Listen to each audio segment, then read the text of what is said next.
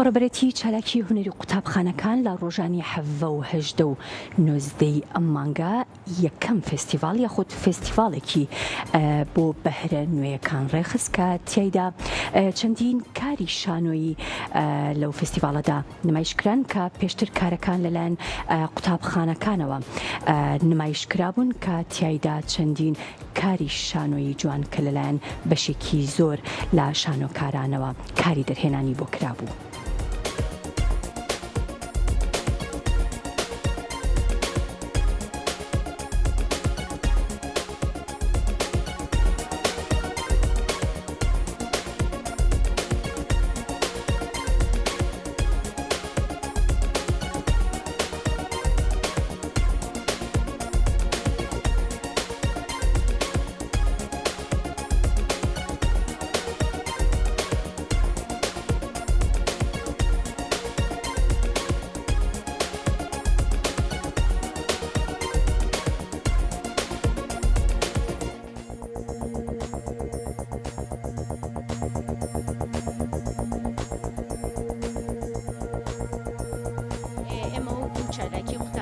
قوتابخانەکانی سلێمانی هەستاوین بە سازدانی ئەم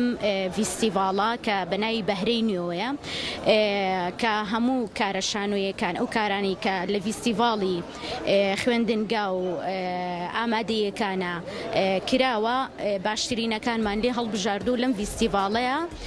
پێشکەشی ئەەکەینەوە دەکار لەم فیستیڤاڵەیە پێشکەشەکرێت ئەمڕۆ یەکەم ڕۆژمانە سێ ڕۆژی تریش بەردەوامین کە ڕۆژانە لە سەعات 10 تا 12 و لە سەعات 5 بۆ 7 لە هۆڵی کۆمەڵی هونەرە جوانەکان کارەکان پێشکەشەکرێت. خۆی چالاکیە هونەریەکان بەگشتی لە مەکتەبەکانە پشتگوێخراوە. ئێمە زیاتر بۆ زیندووکردنەوەی هونەر لە خوێندنگە و ئامادەیەکانە هەستاوین بە سازدانی ئەم فیستیڤاڵە و گرنگی خۆی هەیە لە دەرەوەی شار لە شار باژێر چەمچەماڵ چەند ناوچەیەکی تر بەشداری ئەم فیستیڤاڵەیان کردووە.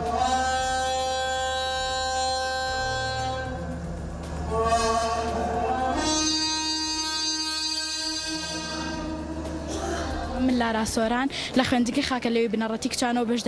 بەشداری فیستیڤاڵی بەهرەی نوێمان کردووە بە شانۆگەری حەبسەخانەی نەقیب. بێگومان زۆر گرنگە لەبەرەوەی ئێمە خوێندکار لە مەکتەب هەمیشە دەرسی قورسە خوێنین، دەرسێک بۆ ئارامبوونەوەی ڕۆح زۆر گرنگەوە بە تایبەت شانۆ و هەروەها ئێمە کە ئیشێکەکەین پێویستە کات کە خەڵکیش ببینێت و زۆریش باش خۆمان ئامادە کردو تقریبەن ئەوە ئەچێ بۆ مانگێک زیاترە ئێمە پرۆڤاکەین.